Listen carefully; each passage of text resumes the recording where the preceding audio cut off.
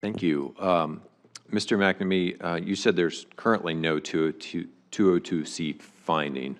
Are you or is DOE working on a 202C finding? As you may be aware, the President, I guess it was at the very beginning of June, directed the Secretary to look at options to address what he perceived as the crisis on the grid. And so there is an interagency activity that's looking at various options to address. Including 202C? I believe all the different authorities that the Secretary or the rest of the Federal Government are being looked at.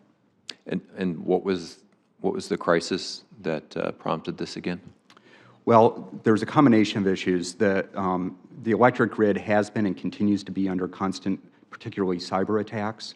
The Director of National Intelligence, just I think last Friday, made the comment that the lights are blinking red again.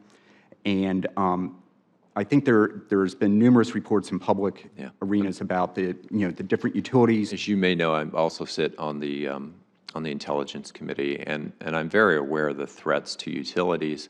I think we need to take those very seriously. They tend to be exacerbated, actually, by the over-reliance on centralized generation, which is exactly what would be subsidized under 202C.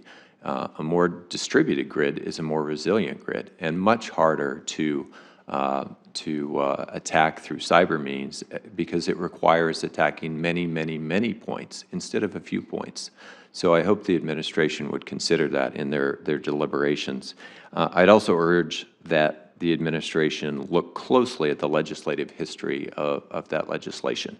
It rests heavily on the idea of an emergency shortage and how to solve that. And it's worth going back and looking at that plain language and making sure that this conforms to free market conditions as well. I know that's a radical idea from a Democrat, but let's use the free market. It's working pretty well.